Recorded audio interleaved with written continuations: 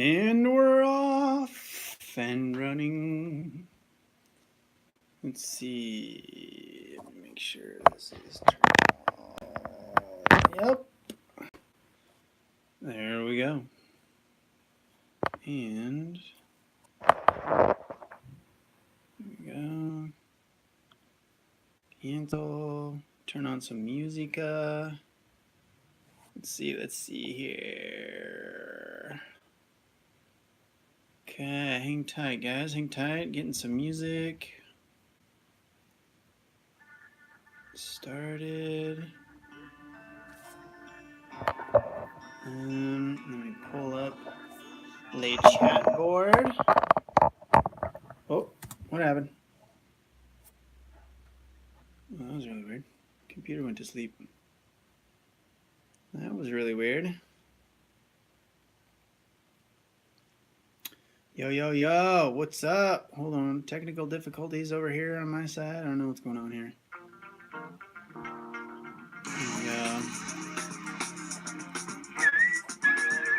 we go. Yo, what's up? Hold on, pulling up the chatties. Pulling up the chatties. That's loud. That's loud. That's too loud. Since the background, it's been a... What's going on with the music? Is bugging out, man. There we go. Okay. Cool. What's up, everybody? How are you? Welcome to another live edition of Making You a Bartending Pro. I'm Jason. Cheers, Shake in the house. Congratulations, Shake, everybody. Shake got a new job. How'd the training shift go, Shake? You gotta fill us in. Woo! Cause when I say who got a new job this week, it was Shake. Shake started a new gig. I forgot where you said. Where did you say it was?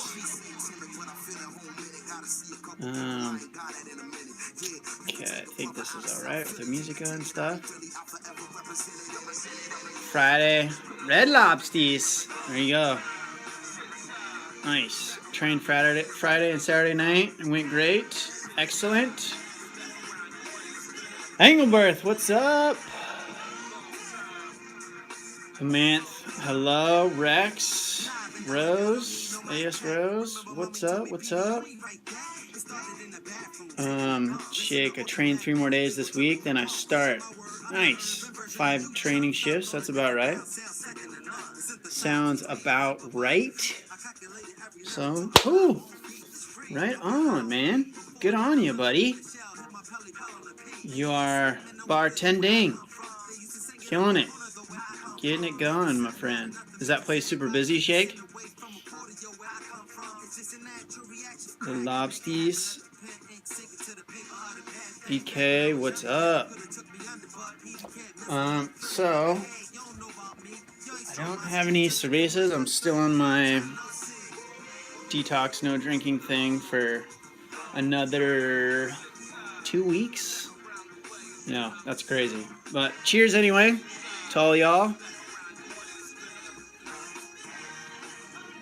It was busier than anticipated. Sweet. That's always a good thing. Fantastic, man. Means you be making money. Busy equals money. You have to keep us posted as that evolves and how things are going, and compare and contrast to all the stuff I pitch out to you guys. And it'll be interesting for the corporate experience, how the differences, if there are, what they look like. Because I've never done, well, let's see, was the fine dining place that I worked at?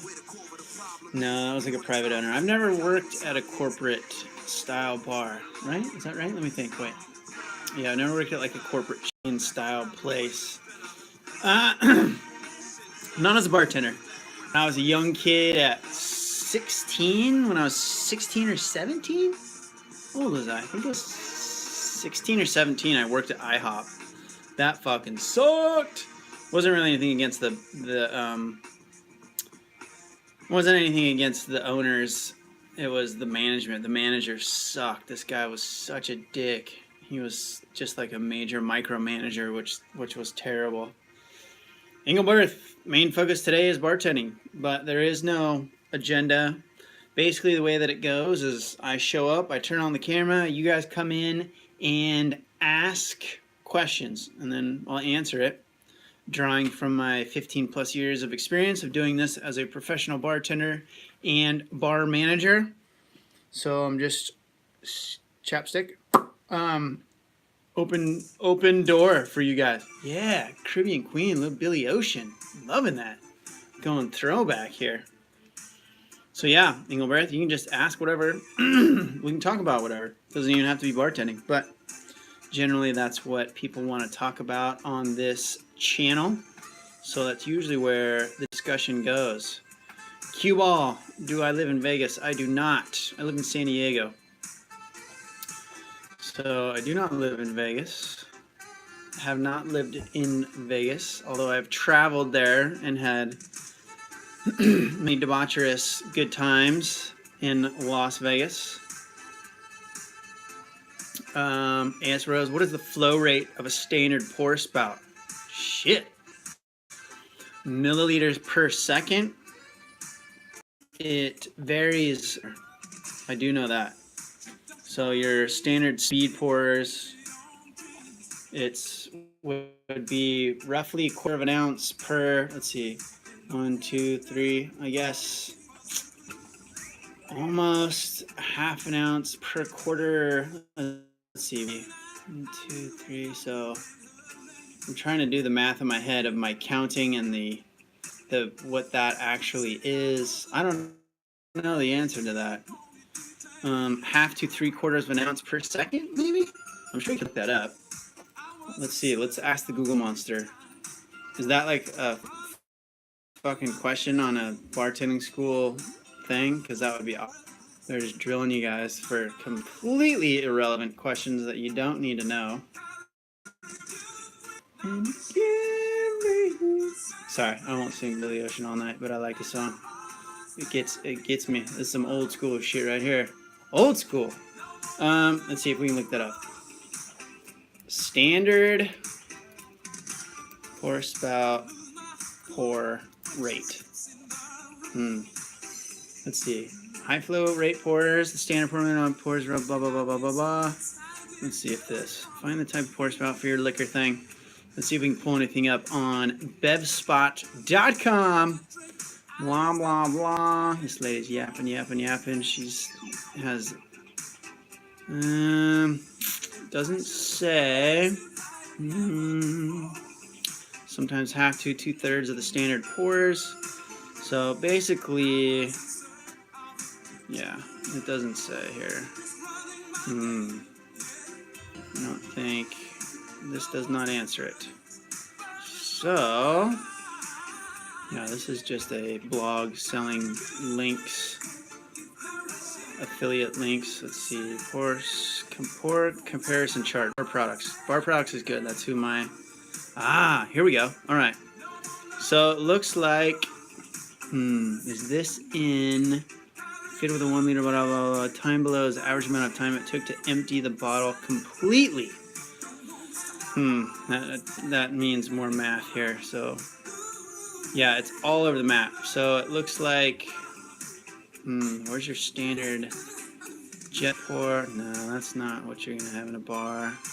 Man, this thing ranges. So they have, let's see, 1, 2, 3, 4, 5, 6, 7, 8, 9, 10, 11, 12, 13, 14, 15, 16, 17, 18, 19, 20, 21, 22, 23, 24, 25, 26, 25, 26 different pour spouts. And there are 1, 2, 3, 4, 5, 6, 7, 8, 9, 10, 11, 12, 13, 14, 15, and about 20 different pour rates. So they're going to be close but different. So the answer is AS Rose. All the way back up here. Where's your question before I lose it? Is they're all different. So that's where it comes down to practicing with your equipment, and depending on the pour spouts that you're using, that is going to be different. So let me know if you know the answer to that question. I don't know if you're trying to give me a trick question. People like doing that. Not saying you are. Emilcio Ramirez, I went in for an interview for a few barback bartender positions, but I didn't get the job. I decided to settle for a hostess and server position. Pretty disappointed nobody gave me a chance. But I worked my way up and not give up. There you go. Milcy, am I saying that right? Milcy? Miss Rodriguez? That's the way it goes, especially if you don't have any experience. Kind of hard, right? It's really rare that you'll find a place that doesn't know you, and if you don't have any experience, to just give you a shot right off the bat. And if they do, then it's usually a sign that the position is very low volume and you would probably make more money as a server anyway. So that being said, just take it as that you'll be able to make more money right off the bat, learn the system and the place that you're in, and then you can really decide if you really want to move up into a bartender position there. And then if they're not giving you a shot, then just keep looking for other places. Cue Ball says, damn, I need another job. Being under someone that's willing to teach me to be a better bartender would be awesome. Just watch all my videos, Cue Ball. I got fucking 270 of them or something and counting. And especially, like, you know, it's, you kind of figure it out on the fly. You don't really, like, there's not, like, when you come into a bar, it's not like what they basically do is they show you around the bar. They show you the standard procedures of, like, setting up, opening, the side work, preparation that you do, closing procedures, money and tips and all that kind of stuff. Like, that's kind of what they'll teach you. But in terms of, like, the actual bartending and interacting with customers and pouring the drinks, they, like, might, you know, kind of glance over every so often and kind of watch over your shoulder a little bit, but that's stuff you just learn on your own. You know, they're not going to be critiquing your pour technique or how you make the drinks unless you're excessively slow or, like, shit is getting sent back because customers are complaining. Otherwise, you just figure it out, you know. So you come up with your own techniques for stuff. You know, watch some of my videos on the playlist for bartending basics and the working bartender stuff, you know, and educate yourself as best you can. But you kind of just teach yourself, you know, because by and large, there's not a whole lot to it. I mean, this is not rocket science, so it's pretty basic stuff. So yeah, take that for what it's worth. I like it. You guys are throwing out lots of questions. So hang tight, everybody. If you're on the show or if you showed up and you threw up a question, I will get to it. So hang tight. Sometimes my answer is a little long-winded. If you guys are throwing out a bunch of questions, I try to get through them pretty quick. So a bunch of you guys threw out some questions. So let's try to get through these. I do them in order so I don't miss anybody. So ounces per second. Yeah, I don't know. Yes, Rose. Can't tell you that. And looking up this pour comparison chart on barproducts.com, these guys are pretty much status sports up. Let's see. It says it took roughly about 50 seconds to empty a 1 liter bottle. So let's see, what's that? Ounces to liters to, I don't want to listen to this goddamn song right now. Let's turn that down. Let's see, ounces to liters. Others. What is it? I should know this. 33. So we'll call it 39 ounces in a liter. Not quite. So then if you go, where's my little calculator? 39 ounces in 50 seconds equals 0.78 ounces per second, roughly. All right, so not quite. So it's probably 3/4 of an ounce. So like I said about half to 3/4 of an ounce per second. So there's roughly. you know, and that's rough calculations, and that's just one style of pour spout. So there you go, AS. It's as close as we can get on that one without contacting manufacturers if you really need to know that, which would be the best way to answer that question. Let's see. Shake's got it. Ounce per second. I don't know how fast to count. So Rose, if you're talking about how fast to count, watch the video that I have. If Shake didn't already put up a link to it because he's always on top of shit. Yep, he already did. So watch that video that Shake linked to, and it will teach you how to figure out how to get your count down. It's not a matter of how the I mean, you have to figure out your equipment that you're working with, but it is just a matter of getting your own count down with your equipment that you have. And so, you know, you pour it into, you get some measured glasses and you pour it in there, you get, you know, you work your count so that you're getting you get your pace adjusted so that you can get 4 counts in 1 ounce. And watch that video that Shake linked, and it'll make more sense. But if you go, you know, 1, 2, 3, 4, if that's roughly what your pour spout pours at that speed, which you're going to need to get the pour spout, you're going to need to get something that can measure and like glasses to pour into. Because the reason I like the 4 count 1 ounce shot is that breaks down to 1/4 of an ounce per count. So you can increase and decrease ingredients by adding and subtracting counts. And this sounds, I know, kind of technical, but really once you start doing it, this is very, very, very simple. So again, I tell people you can figure this out in 5 to 10 minutes at home. So go watch that video. It'll really help you out and figure that stuff out. And it's not 1/4 ounce per second, Shake. It's like 1/4 ounce per count. And the count is almost 3 counts per second. So it's pretty fast, like 1, 2, 3, 4 is about 1.5 seconds or so, maybe. Go watch that video, Russ. It'll help you out. Okay. Let's see. Rex McGrath. I want to work as a bartender abroad next year. Do you think it's likely to get a job before I get to the country? I don't know, buddy. I've never worked out of the country, so that's hard to answer, and it depends. You know, there's so many variables. What's the country? What's the city? How big is it? You know, if you're working in some small village in Scotland, it's going to be different than if you're trying to get a job in like London or Amsterdam. So it's a really a huge depends answer. Do what you can to try to line something up beforehand, but I would assume that similar to around here, the best way to do it is to be in person and walking in, talking to people. Bartenders at Taffer all count at different speeds, Rose said. And really the way that you count doesn't matter as long as you're accurate.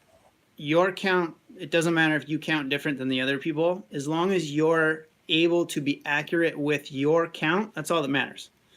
Get your count so that you can pour 1/2 ounce, 1 ounce, 1.5 ounce, 2 ounces, or if you're in Europe, that's like 15, 30, 45, and 60 milliliters.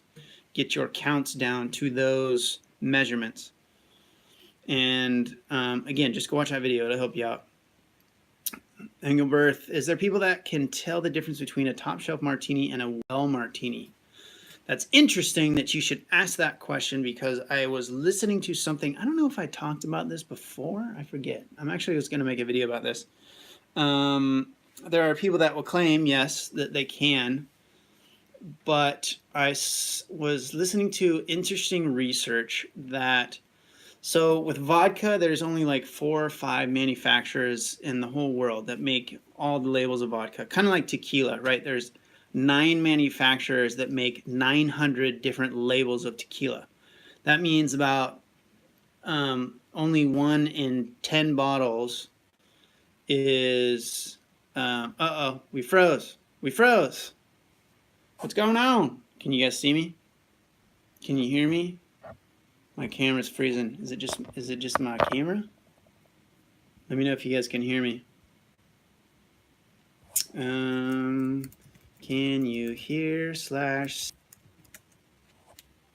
I hear. Can you see, or am I frozen? Yeah, I can hear. What about C? Am I frozen? Oh, what the hell's going on? I don't know if that's... Okay, I'll answer the question, and then if we can't get this unstuck, then I'll just restart it, which I don't like doing that because I lose all you guys. So, what the hell, man? Technical difficulties. Oh, there it goes. Woo! Okay. All right, so where were we? We were talking about working out of the country. Then 9 manufacturers for all tequila in the world, 4 or 5 manufacturers for all the vodka in the world. And you can there's brands, all those manufacturers white label vodka, meaning if I wanted to go make Bartending Pro vodka, I could go to these manufacturers that most of them are in France, and I could say, you know, they offer however many styles of vodka, and I'll say, okay, I want this one with my label on it, and then they'll bottle, and I instantly have Bartending Pro vodka. So the real martinis use gin, not vodka. Come on, don't get snobbish. Doesn't matter. It's a personal preference. Martini with a vodka is a real martini. So don't be a bartending snob, please.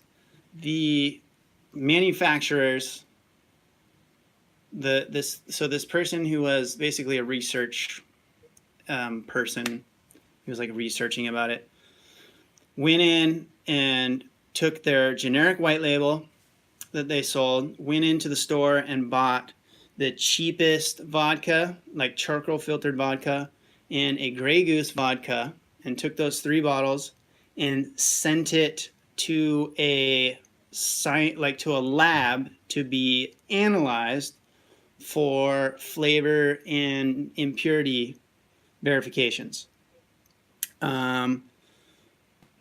Basically, it came back that it was essentially indiscernible between all of them, meaning that the only difference between the vodkas is the supposed flavor characteristics that occur from the filtering.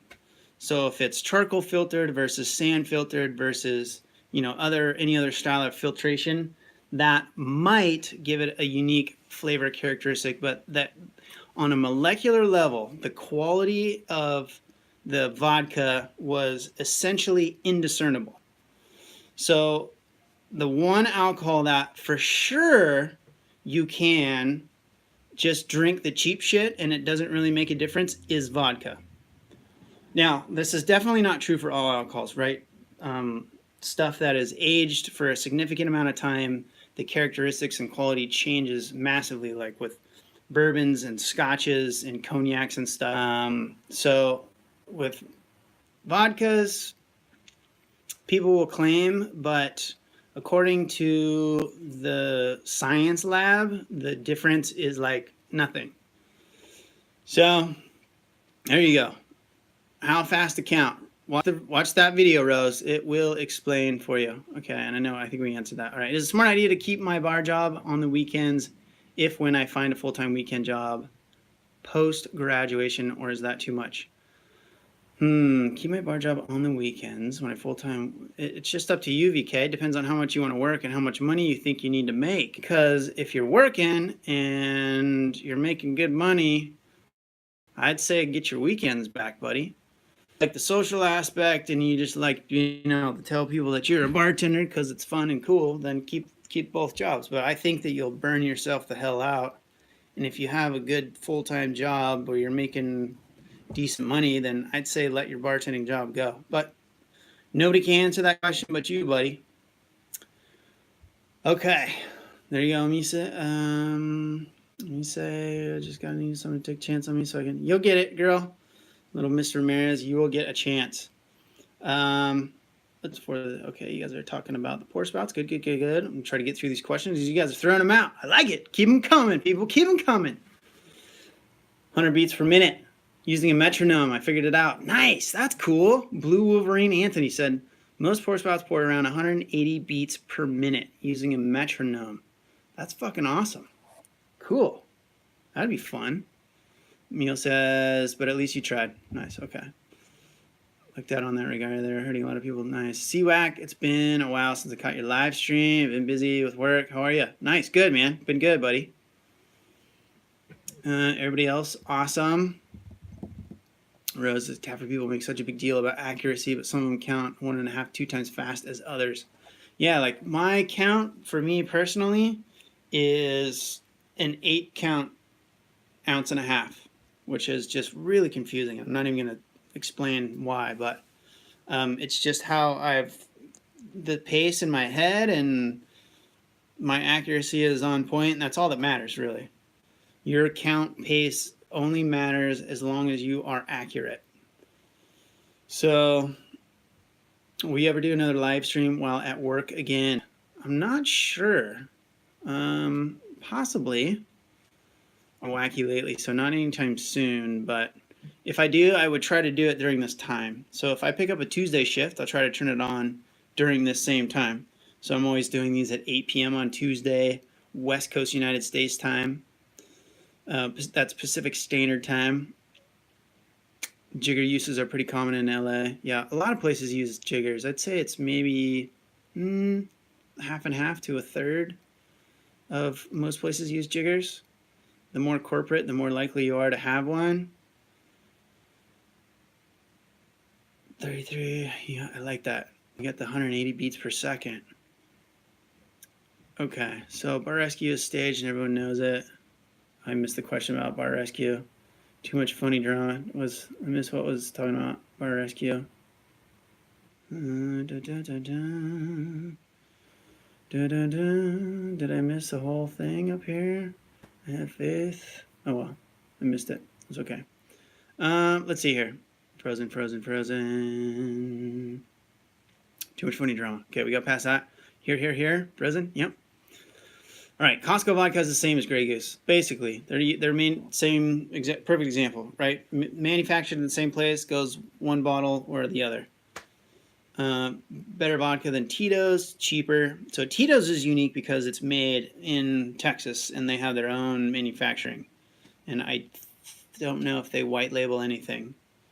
So can't speak to the quality of the Tito's stuff, but yeah, personal preference. CWAC Martini is a matter of preference, not my steez. Yeah, I'm not a martini guy, although my wife likes them. She'll have one because she has 2. She's wasted. Just one. One called Van Jack, made right here in Colorado. Nice. Yeah, and there's boutique-y stuff. There's boutiques that people that make their own little small batch stuff, which is always cool. But you're not going to find a lot of distribution, and it's probably going to be expensive. So the major brands is what I'm talking about usually.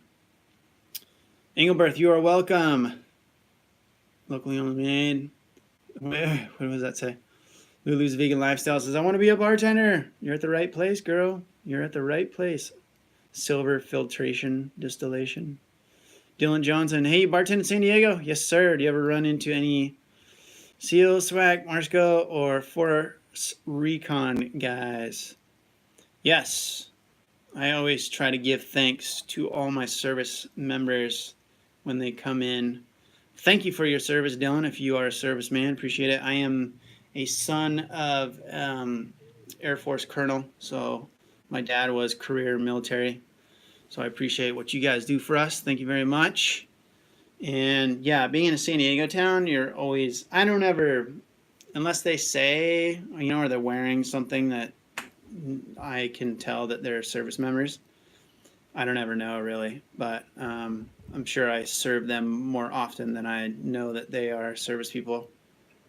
But one of the girls that I used to work with used to be dating a SEAL. I do know that. And we used to go party with those guys every once in a while. And when they're not out on assignment and they're back home relaxing, they really like to relax. So I like that. I appreciate it. There we go. 180 beats per minute is exactly 3/4 of an ounce per second. Bam! How was that for just off the cuff calculations in our head? That was pretty good. We nailed it. Engelberth Chacon Absinthe. What is it? That is a great question. So absinthe is I guess they would call it an aperitif. So it's an herb, anise, you know, kind of like a black licoricey, kind of a flavored brandy. So on the bottle it says our fine absinthe, result of years patent, blah blah blah blah. The complexity comes from fine brandy, star anise, mint, wormwood, lemon balm, and other ingredients, blah blah blah. Fennel. So it's a lot of like kind of a brandy base, anise, fennel, and then the famous thing with absinthe is that it was aged in wormwood. Now, wormwood in the old days used to have hallucinogenic properties. And so you could have some absinthe and start to have a little bit of a trip or a little bit of a body high. And this was a favorite. This was made famous. I'm going to dig into the absinthe. I don't know too much about it, but I know that's like Van Gogh was famous for that. A lot of people say that he was fucking tripping out on too much absinthe when he cut his fucking ear off and shit, but who knows? He was probably maybe mentally unstable, obviously. So, because I know people that have done lots of much more or very intense hallucinogens and they've never cut off any body parts. So I think he had a few screws loose as well. But anyway, it's a herbal style brandy thing, you know. But the wormwood is what makes it famous, right? Because of the hallucinogenic properties of wormwood. Now, unfortunately, the stuff that you get here, and for the most part anywhere, there is no hallucinogenic properties because they created wormwood that doesn't have that in it. So it doesn't make you trip balls or whatever, or I don't know how intense the hallucinogenic properties were ever in the first place, but you don't have any of that. But genius idea to come up with that back hundreds of years ago, whenever they, you know, however long ago when they first started doing that. It's like, let's put some fun shit into this, and man, it would really go buck wild.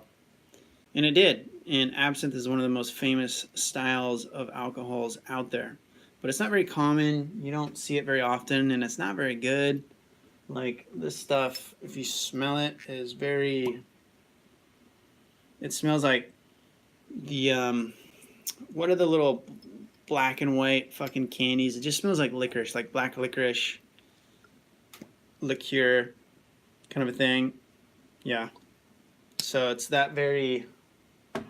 what would be the bitter, astringent, licoricey kind of a flavor, which is not really my favorite thing. Penny Boone, nice to see you. Glad you can make it. Tito's made out of corn. Good to know. Let's see. Got a bunch of you guys' questions. Remember, if you got questions, hang tight. I will get to them and answer them all. These live streams have not gotten too crazy that I can't answer them. Shake is always jumping in, helping. He's the moderator. M-Shake3. That's Mr. Shake. He's helping moderate, so he answers questions and puts links to stuff if I'm not getting to you guys quickly enough. But again, hang tight. I'll get to all your questions. Let's see here. Where was I? Tito's. There we go. 6 ounce spirit is 6 ounce overpour. 6 ounce? Is that right? Or are you trying to say 6 count? 6 ounce is like a triple and a half or quad. Most drinks are like 1.5 ounces ish. 2 ounces is a good pour. So 6 ounce, that's like a triple of a good pour. So yes, that's a way over pour. Let's see. Penny Boone, went to bartending school. Was that a mistake? No, Penny, it's up to you, right? I mean, most of the time I always say that bartending school is good for giving you confidence because it's a simulated experience. So you're kind of feel like you're doing it. That's the best part. All the drinks that they make you memorize are largely a waste of your mental capacity because you're not going to make 90% of them. But, you know, they have to sell seats and they have to validate the price of the class somehow. So they say, like, you'll know 200 drinks by the time you leave here or whatever the fuck it is. So that's a lot of the qualms that I have, or problems that I have with bartending schools, is they base their training on largely on just teaching you drinks, which are largely not necessary, but the experience of being behind a bar and kind of feeling like you're doing it is the best part. So if what you paid is worth that, then sure, it's worth it. But definitely don't anybody ever spend your last 300 or 500 bucks or whatever they are as a Hail Mary to go to a bartending school because you think it's going to help get you a job, which it may or usually does not. I know that anybody that comes in to our bar and applies and it says they have bartending school on there, we appreciate the initiative that you've taken to educate yourself about the position. However, you still have no experience. So it's just up to you. I don't think it's a waste necessarily. It's, if you can afford it to get a little bit of practice, basically you're paying, it's paid practice is what you're getting from my point of view, then it's worth it. So all good, no worries. Kevin Rainier, coming from Zero Experience, what supplies should I get to teach myself? All you really need, all you need is a pour spout, a couple of pour spouts. Get a couple of pour spouts. Get some empty bottles, fill them with water, get your count down, and then from that point, try to get into an establishment in any position, and then start to familiarize yourself with all the stuff that's in a bar. Go watch my videos about like setting up a bar. We'll show you a lot of the basic stuff. Like you'll see the soda guns, you'll see your garnish trays, you'll see that you put ice in the bins, and that's pretty much it, right? There's not a whole lot to this. So being in another position in an establishment, you'll be able to work around the bar and you can start to talk to bartenders and start to see what they do. But this, I still haven't figured out why there's so much mysticism and mystique around bartending, because it is such a stupid simple job. It really is. And I don't mean to denigrate the bartending position or anybody for being intentional about educating themselves beforehand, because good on you. You're going to be better prepared than I was. I walked into my first bartending shift when I first started and I knew absolutely nothing. I had never tried to pour before. I didn't know any fucking drink recipes. I didn't know shit. So you guys are way ahead of the curve by doing any sort of preparation ahead of time. But you don't need a bunch of crazy stuff. You can go to my website, bartendingblueprint.com, and in the navigation, there's like links to tools that you can get if you want. And if I was trying to make money from you guys, I'd say like, yeah, you have to go buy all those tools and you need, but you don't really, unless you want to have a kick-ass home bar, then get all that shit. But otherwise, all you really need is like 2 pour spouts, 2 empty bottles, fill them with water, get your count down so that you can learn how to count accurately to, you know, half, 1, 1.5, and 2 ounces. And then you'll have the fundamentals of pouring alcohol, right? And then from there, just go try to get a job. Try to get your foot in the door any way, any position into an establishment that you want to work at. So there you go. I think it was Kevin asked that question, right? There you go, Kevin.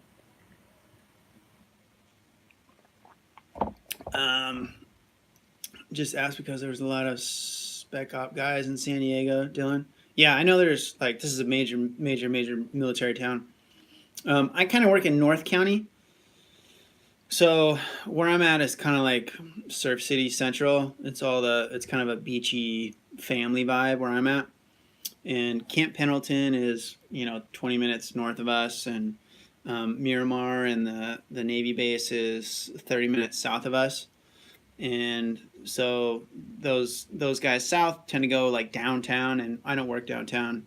And the Pendleton guys, they'll go out in like Oceanside, and I don't work in Oceanside. So of course everybody floats all over the place in San Diego, but for the most part, those are kind of the areas that they're in. So I don't see them a lot. If I lived in Oceanside, definitely. If I lived and worked downtown, definitely. But alas, I do not. Yeah, there you go. CWAC, just like I said, pour spouts, empty bottles, bam, different sizes. Penny Boone, spend lots of money on bartending school. Does that matter? Regeneration when it does that matter? Regeneration? Does it matter when it comes to getting a job?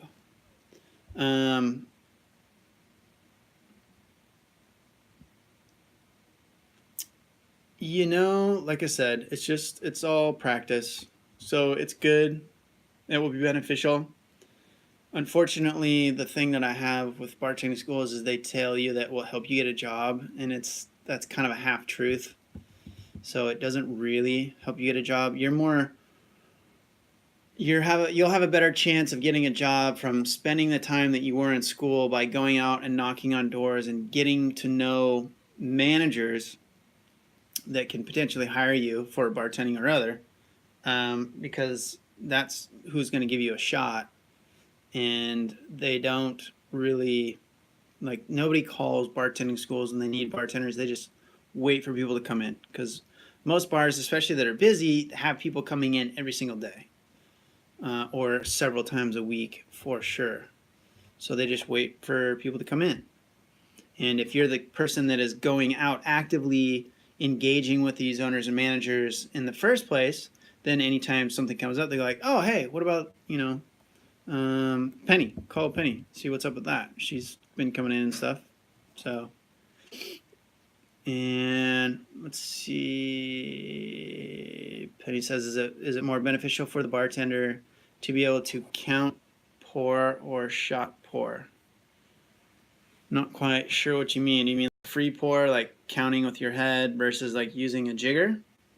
Is that what you mean? I think you need to be able to do both. But obviously, if you have a measuring device, it's kind of plug and play, and you don't have to like count. But if you are using jiggers and pour counting devices, then you should work on your count anyway, just so you're get used to what this thing is pouring at, whatever it is, if it's 3/4 and 1 1/2, or 1 and 1 1/2, or 1/4 and 1 3/4, whatever it is, just get your counts down.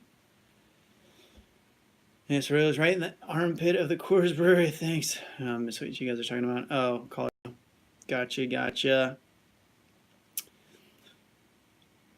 Please talk about bartending school versus hands-on. Which is better? Hands-on, always, because it's real. The thing with bartending school is it's still a simulation. You're not pouring real booze. If you're in the bar and you're pouring stuff for real people, then your brain just understands that it's more real. So it will more intently lay those neural pathways when you're learning something new. The reason something's difficult when you first learn something is your brain is literally building new neural pathways for those pieces of information. And so when you're first learning it, it's difficult because the pathway is very small and it hasn't been built up. But as you do it over and over, it gets bigger and reinforced, and it gets more strength, to oversimplify it. And so when you are in a stressful situation, it'll be a little more stressful because it's real, right? Quote unquote real. And so your brain will just do that more intently. So you learn a lot faster, I think, in my opinion. But sometimes you can't get a job where you're learning hands-on. And so that's what I was saying before, where bartending school is good, because it can give you that practice. It's basically paid practice. So you're getting in there, you're behind a bar, you have a rack of make-believe rack of booze, because it's just colored water, right? And then your fellow classmates are across in front of you ordering drinks, and you're making shit. And so it's simulation, but it's pretty damn close to the real thing. So if that's worth it, then I'd say go for it. Yeah. And anybody else who's considering bartending, same thing. So there you go. I think been there, SoCal now. All right, gotcha. There you go. Answer us. All right, where are we at? Jumping up here. Cha-cha-cha. I know I'm falling behind on questions. Hang tight, you guys. I will get to all your questions. Go to a grocery store, BevMo, familiarize yourself with different liquors and how they look. Yep, definitely. BevMo is a great store to go in for any of you guys that are interested in learning the liquors Just go walk around and stare at the shelves. Ask the guys questions. The dudes that work in those stores love to just nerd out on all that kind of stuff. So you can ask them anything, and they'll go in depth, especially if they're not busy. They'll just stand there and talk to you all day long. And you can get trinkets and tools and pour spouts and booze and mixers, and you're going to pay more than you could if you got it somewhere else, but it's all in one place, and you can just go in there and kind of poke around and check shit out. Just talk to the people and ask questions so they don't think that you're in there trying to steal shit. So, Penny Boone, what were you asking? Oh, the bartenders go. Got it. Licorice comes from anise. Very good. Yes, that's why it tastes like that. Wormwood is nasty shite. Yes, it tastes weird. Not a fan of it. Okay. Love the live chats. Wish I know when to find you live. I'm sure you put that info, but I might have missed it. Every Tuesday, 8 p.m. Pacific Standard Time. So there you go. Shake, put it down. Thank you. I like licorice, but not anise. Yeah. Well, because licorice is anise that's sugared. And anise is just the raw. Yeah, it's the plant root. Oh, star anise is the seed. Got it. But licorice is like, it has sugar in it, so it's going to taste better. Thank you, Shag, for the reminder. Make sure you follow us on all the social stuff at Bartending Pro, YouTube, Facebook, Twitter, Instagram. And Shake's always putting up links. There's another one for how to get a job without experience, so check that out. Don, don't get discouraged. What was he talking about? Where's Don? Where'd I miss you? What'd you say? Where'd you go? Shake, see something else that I didn't see? Don't know. Maybe you'll get to it. Where are you at, Don? Did I see something from Don? No. Or no? All right. Banging through those. Sweet. Getting caught up. Holy shit. It's already after 9 o'clock. Damn, these tonight went fast. I like it. It's because you guys were asking good questions these nights. So we'll go a little bit longer. I'll make sure I get everybody's questions answered. I usually do these an hour from 8 to 9, but I started a little bit late, so we will finish a little bit late. So yeah, you can tune in. Make sure that you subscribe and you turn on your little notification bell, and that way it will tell you anytime I start one of these live streams, and it'll tell you anytime I post a new video. But yeah, if you forget that it's Tuesdays, then if you have your little notification bell turned on, then anytime I start these, then it'll let you know. And then you can come jump on and ask me questions. Put me through the ringer. I like it. I appreciate you guys' engagement. It's a lot of fun. Wish I would have known bartending school wasn't needed to get behind a bar. It's all right, Penny. Nah, I don't. No, you're not a fool. That's why. That's basically the single. That was the reason why I started this channel. I worked as a bartender for 7 years, self-taught. Got a job because my friends worked at a place, and the manager knew me from going in there all the time. That's why I say that it's about going out and making relationships with managers, because when they know you, then they like you, and then they'll give you a chance. And I was sitting there, and I know that the guys that are on this channel or on this live stream all the time have heard the story a million times. But I was sitting there, and the manager asked me when I was going to start working there because all my friends work there. So when you know the managers, then that's where you get a chance. But I had worked at this place where I got started for 7 years as a bartender. Worked my way up to one of the main bartenders, the lead trainer. And then I left because I wanted to try to go into corporate world. You know, I was trying to get a quote-unquote real job. I went into sales, and I did very well, but didn't like it. Went into real estate, did very well, but I didn't like it. And so I came back to the bar industry. But the job hiring cycle is very cyclical in San Diego. And so a lot of places will hire in like spring and the start of summer because everybody's ramping up for the summertime season. Is very busy in San Diego because there's just a lot of shit going on and there's tons of tourists in town. So everywhere is a lot busier. Likewise, the middle of the winter is very slow. And so people will staff down. And so I was trying to find a job in the middle of the winter, and nobody was really hiring. I only looked around for, you know, a week or so and didn't find anything. And then I saw this ad at a bartending school. I'm like, oh, you know, whatever. I'll go check that out.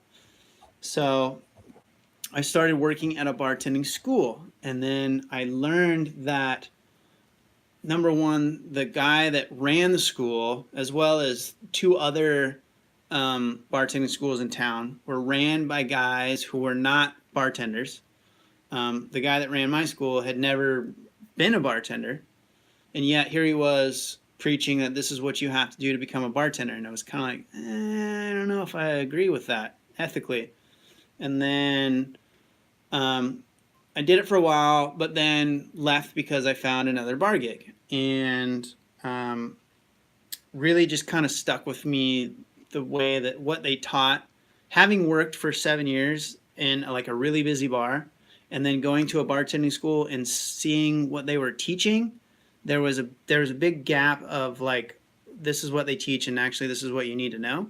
And so I was motivated to start this channel. And a lot of, actually, when I first started doing it, I was just making videos of the lessons from the school, because the students wanted to be able to go back and review and basically re-sit in on the lessons. And so I was like, okay, I'll make these videos and just put them on YouTube, and you guys can go watch them. So all my old, really shitty eyesight videos that were shot on my low-def eyesight camera from my MacBook, and I'm really awkward because I'm super uncomfortable in front of the camera, and kind of in my weird character of being Mr. Know-It-All guy for bartending. Anyway, so that's where it just kind of grew on its own. But then unintentionally, all of a sudden I had like a couple thousand or like 10,000 subscribers. I'm like, what the fuck? And, you know, hadn't put anything up there for like a year.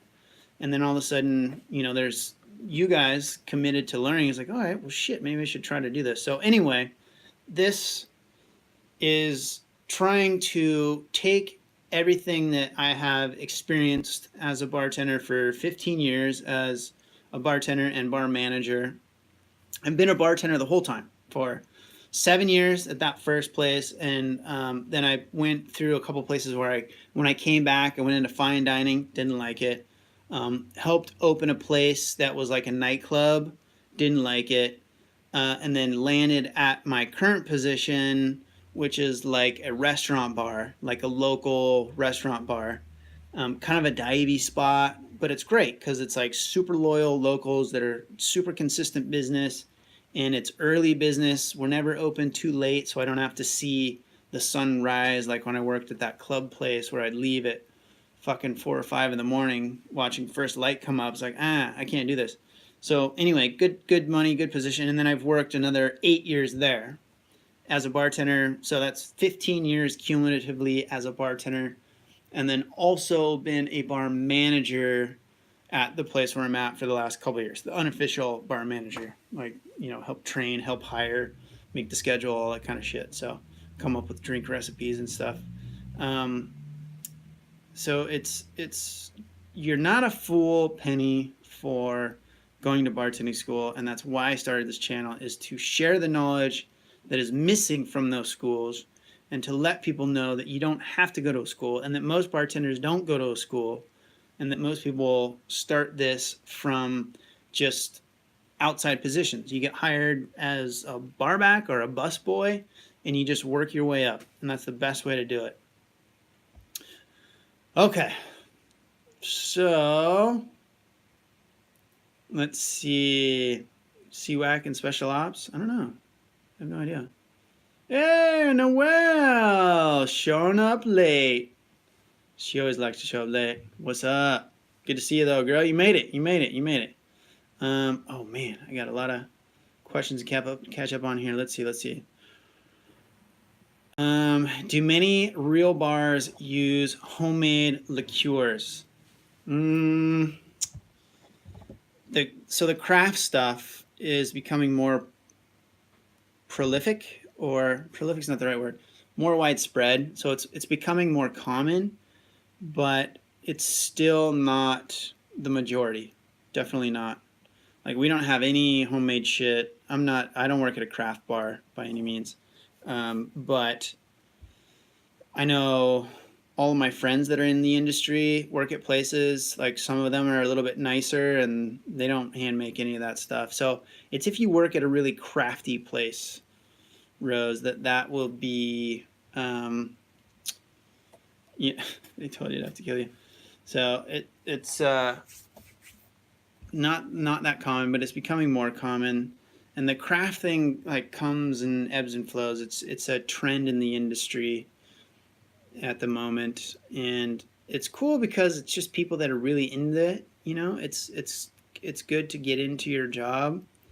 But the problem that I have is when people play the better than thou stuff. Like when people start saying, oh, well, this is better because it uses better ingredients. Like, it doesn't matter. If your customer likes it, it's good. All we're doing is making poisonous liquid palatable for our customers. That's all it is. Get off your high horse. So that's a problem that I have with the craft thing. Anytime anybody draws lines in the sand about who's better and right and wrong, and that's kind of the thing that pisses me off about when different religious people start doing pissing contests of like, well, if you're not here, then you're wrong. And it's like, yeah, no, it's just different. It's all good. It all works the same, you know? So the liquors, it's like, whatever your customer wants that's what's better. I know that's not really a question, but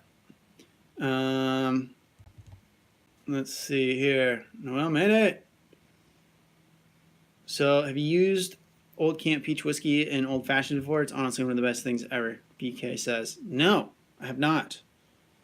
Old Camp Peach Whiskey. But I would try that. You know, I do love me some Old Fashions. Although I can't right now because I'm on a no drinking period for a couple of weeks more. I'm doing 30 days. No drinking. No drinking. No toking.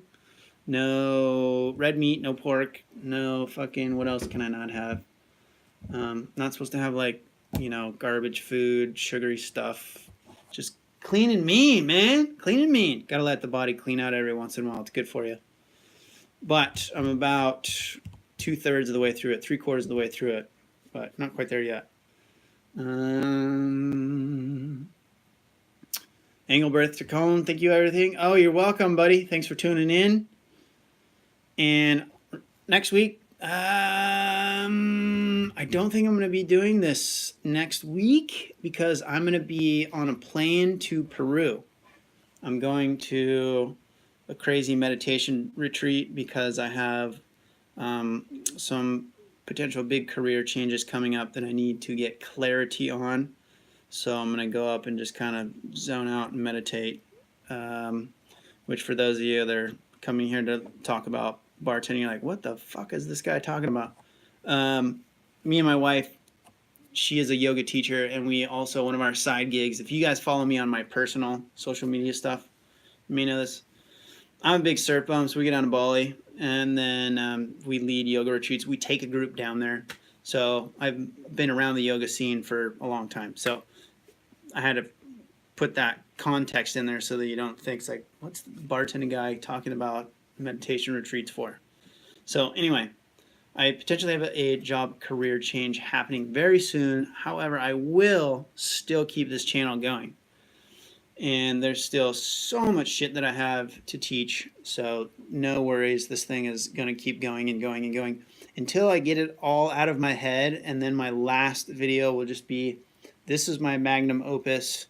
Dig into this and it will teach you everything you need to know about being a bartender. So that's still a long ways out. Until then, keep tuning in and we'll keep going. All right, we're running almost last call for questions. So if you have a question that you want answered, throw it up there now. And I'll try to start getting through these a little quicker because I know I'm kind of dilly-dallying a little bit.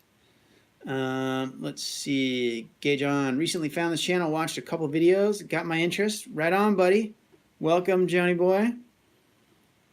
Hey Rose, who makes the best vanilla spirit? Oh man, I don't know. Shit. I don't drink vanilla flavored stuff. I wouldn't be one to ask. J. John says, I'm thinking about going to a school considering I have zero confidence. But for now, I'm just watching videos from San Diego. So John, I just did a long, not diatribe, but Miss, let's see, Rose and, was it Rose? Were you asking most of these? Penny Boone and Rose were asking me about bartending school stuff. This will post and replay once it's, you can watch this anytime once this posts. After I finish this stream, it'll post to the channel. So go back and watch the replay of this, Mr. Gay John, because I talk a lot about bartending schools in this, and they're 100% not necessary. I mean, basically you're going to be paying for practice in a simulated environment. So if you have the funds to comfortably be able to pay for that, then great, do it. But it's not necessarily probably not going to help you get a job, and you don't need to memorize 200 or 300 drinks to be a bartender. So if you're doing it because you think it's the only way to get a job and you think that you need to know 200 or 300 drinks to become a bartender, definitely do not go to a bartending school. Especially if you're from San Diego. I am in San Diego myself, and I used to work at one of the schools, and I know about a couple other ones. So if you have a question, John, send it to me at support@bartendingblueprint.com. Send me an email there to that, support@bartendingblueprint.com, John, and I can give you some advice about bartending schools in San Diego and how you definitely do not need them. But if you can comfortably afford the couple $100, few $100 fee to get the practice, then there's no harm. It's not going to hurt. It'll definitely just give you a little bit of confidence, and that's basically what you're paying for, is the confidence. So, but as I've said before, a lot of the kind of, I think, the stress, once you learn that this job is not about making drinks, it's about customer interaction and just facilitating a good time for people, because you're just helping them enjoy their experience. That's what we're doing. This isn't about they come in and they grill us about how many drinks we know. This is about helping them enjoy their experience while they're at our establishment. That's it. And so I think a lot of the nervousness comes from thinking that we're going to be grilled by our customers about our knowledge and how much drinks we can make and all that kind of shit, which is completely inaccurate. So I think that it would better serve you to go out, pound the pavement, try to build relationships with owners and managers at establishments that you might want to work at. Get to know them so that they can give you a shot, and work on public speaking, because I think it's the being in front of people that makes people nervous. And when they get into a bar job and they think that it's their lack of knowledge or experience that makes them nervous, when in actuality it's kind of the same feeling of like public speaking, where they feel like they're on stage and everyone's staring at them and they get super uncomfortable. Like when I went through school and just finished up my degree last May, which is helping me get this job that's coming down the pipe, the business program that I went through, we had a lot of public speaking. Like in all our classes, we had group projects, and we would present all the time. So I had a lot of presentation experience. And for some of my classmates, most of my classmates, they hated it. It was their worst thing ever. They didn't like it. It made them super uncomfortable. And for me, it was like the easiest thing ever. I could off the cuff it. I never practiced. I would just know what my sections were, and I would show up and do it like I had done it a million times. And I think that just comes from being in, like, bartending is like public speaking, sort of. Like you're in front of people and you just learn how to just talk and be natural and normal. And so I think that the anxiety that people feel, they think it comes from a lack of knowledge or a lack of knowing drink recipes. And really, it's just from that general anxiety that people feel when they're speaking in front of people. And so I think that it would be better spent to take that time and money and invest it in working on public speaking skills. I think would be more beneficial to becoming a bartender. I think a public speaking class would be more beneficial to becoming a bartender than an actual bartending school. So there you go. Take that for what it's worth. That's just my personal opinion. Okay. Let's see. What else do we got here? I think that's going to be last call for everyone. Is that a crying face, Rose? Don't cry. I'm missing stuff. Am I missing questions? Just a bartender who owes thanks to this guy. Hey, no worries, CWAC. Thank you, man. CWAC's one of our loyal locals, as well as Noel, Ms. Smith, making it into the show. Let me be me. Just got to be a little earlier, just an hour earlier every Tuesday.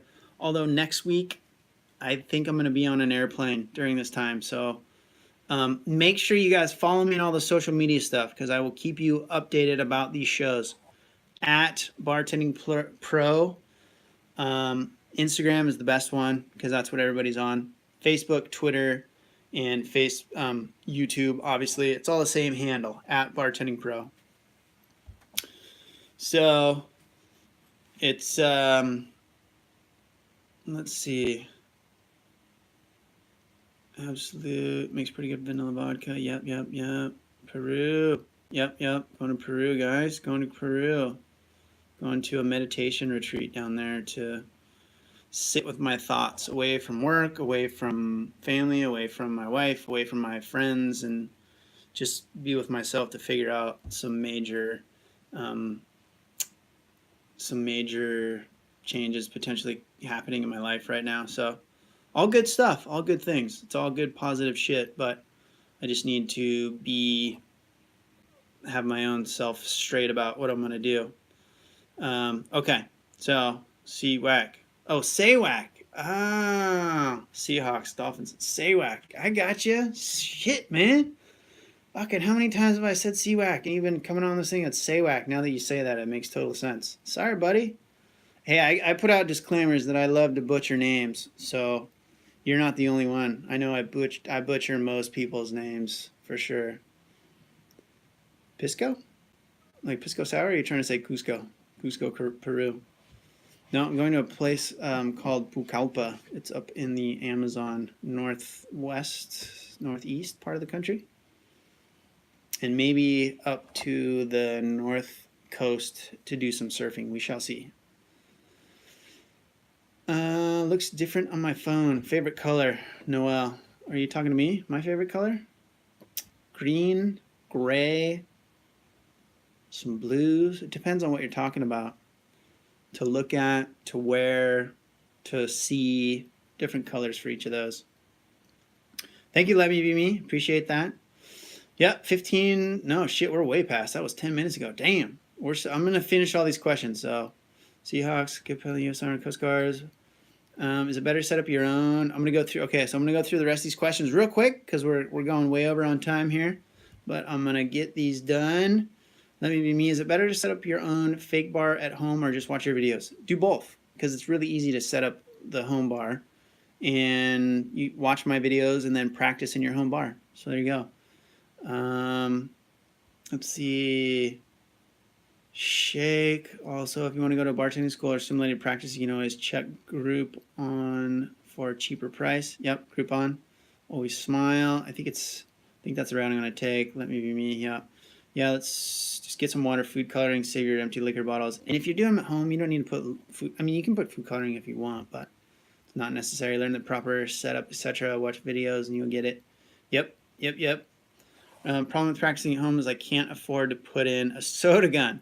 Yeah, but a soda gun is just a button you push, and the buttons are going to be a little bit different from every bar, so they're going to have to show you what they are anyway. And the buttons, they kind of have little letters on them, so it's pretty self-explanatory. It's not that hard, but you just grab the thing, and then press it. Yep, there you go. Watch that later, John. I know I can see how far I am behind on these questions, so I'm trying to get through these real quick, guys. Next time you guys call me Rose or Sharon. Gotcha. Miss Rose Sharon. Gotcha. Nightcrawler 4x4. Just watching your videos 2 days ago. Pretty great. Thanks, buddy. Appreciate it. Glad you're back. Yep, J-Charm. I'm going to be back just in time to not be back for these for probably the next couple of weeks. But I was filming a bunch of stuff today. That's why I'm wearing the shirt. I was doing work for you guys. And I'm going to have videos coming out on my Thursdays, probably Tuesdays and Sundays over the next couple of weeks, like the regular videos. Okay, sweet. Getting to the bottom of these questions, getting through them. Good. I like to answer all these questions. So if you show up and you ask a question, I will answer it. Nice. Glad to hear. Welcome to the sub club, Sharon. Glad to hear it. Make sure you turn on your little notification bell so that when I start a live stream, it'll tell you, or if I post a video, it'll tell you. Having a problem finding bartending work? Let me be me. Watch the How to Become a Bartender playlist that I have. Basically, it's just about pounding the pavement. You just got to get out there. You got to make, you got to create relationships with people that can give you a shot. And the biggest thing, if you don't have any experience, is you have to be willing to start in other positions. And if you're only adamant about just going straight into bartending and you don't have experience, it's going to be a hard road to hoe. It doesn't mean it can't be done. It doesn't mean it doesn't happen all the time, but it's just much more difficult as opposed to starting in another position and then moving up into bartending. And that way you'll learn about other positions in the industry, because this is not just, you're one piece of the puzzle. I know as bartenders, we like to think we're the most important piece in the house, but we're not any more important than anybody else. So understanding the other jobs around you will help you do your job better as a bartender when you get there. I've done everything from prep cook, dishwasher, host, busboy, manager, and bartender. So I've done everything except jumping behind the line in the kitchen, which I would not be good at, nor would I want to do. So there you go, girl. You can get it. Let me be me. Yeah, girl, sorry. Just checking your picture. Make sure I didn't want to call you a girl if you're not a girl. They all want more than 2 years experience and only have like almost a year. Any suggestions? Yes. Lie. People don't like that. Stretch the truth. Just say you got 2 years experience and then don't apply at a place that's over your ability, which you should still apply at places that are over your ability. And if you get hired, then take it and make them prove you as a fraud. But if you've worked as a year, I mean, a year, 2 years, it's the same, you know. I think once you get past a few months, it's the same as all the way up to a few years. And then the only difference is if you work in a place that's really high volume. But it's like, hey man, you're just trying to get your job, you're just trying to live, you're just trying to survive. And we have serious people running the world that tell us massive lies all the time that are way more detrimental than saying that you have 2 years experience versus a year and a half as a bartender. Don't have any problems about that. Fudge the truth a little bit, get yourself a job, get going, and you'll be fine. Don't worry about it. So I'm going to tell you to do that. Go for it. I'm giving you the okay. Okay, John, thank you for the stream. Got to get ready for work. Good night, everybody. Good luck, buddy. Make $1 million. You. Sharon says, nice thing about practicing at home is I can taste the quality test by taste. Yes, you can. Yeah, no colored water. Yeah, that's true. And that's the problem with bartending schools. You don't have you can't taste things, which is important, I think, for sure. Saywak, any future video ideas you are planning to do? I got a huge list, buddy. Everything from a bunch of drink recipes. Actually, there is a cool one that I want to do, but it's just logistically difficult. I found this old list. So one of the bar that my wife used to work at when she was bartending back in the day, that's how we met, right? She came and took my class when I was working at the bartending school. And so I taught her how to be a bartender, and then she went and got a job. And the bar that she used to work at, they had this challenge called the Century Club, and it was a list of 100 different shots. And once you go in, you have a little card, and every time you do one, they check one off. And then once you try all of them, then you get your name up on this plaque in this bar in Cal Poly. And it's no longer there. It used to be called, I forget what the hell it was called. It was an old kind of cowboy dive bar-ish place, which in San Luis Obispo, California is not that weird. Anyway, there's this list of all these 100 shots, and they called it the Century Club, right, for 100 shots. And so what I wanted to do was 100 shots in 100 days challenge, but with this trip, I'm not going to be able to do that right now, and then we'll see. I'd like to get that going, but I don't want to commit to that because that would be extremely difficult to do it. And the fact that right now that I can't drink anything, I don't want to make videos and then not be able to taste them. So I'm not doing any drink recipe videos right now for the next couple of weeks, but I have a huge list of stuff that's just kind of, functional for bartender stuff, the working bartender type stuff, doing a bunch of those. But yeah, man, so I got a huge list of videos that I want to shoot for you guys. Shake's like, dude, it's getting late, let's wrap this thing up. Okay, that's it for this one. I thank you guys. Thank you for tuning in, appreciate it.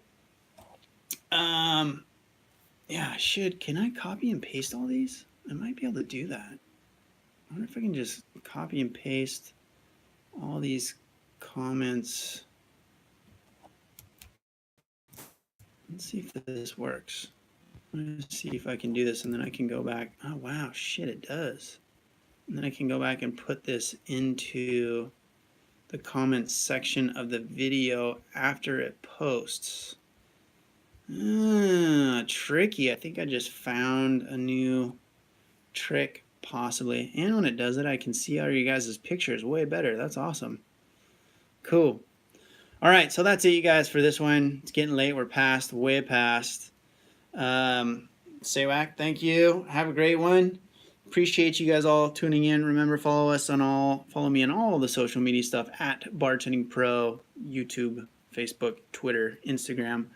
Stay posted specifically to Instagram this week. I will let you know about the live streams because I don't know if I will do them next week because I think I'm going to be on a plane. And the following week, I think I'll be on a plane home. So, but I will have videos that will be coming out on this Tuesday. I'm going to post them at this Tuesday 8 o'clock hour, so you guys will still be used to coming in and checking in on things at this day and time to keep you tight to this live stream time. And that is it. That is another live edition of Making You a Bartending Pro. I'm Jason. Thank you guys all for tuning in. I love y'all. Be good. We'll see you soon. All right? Cheers.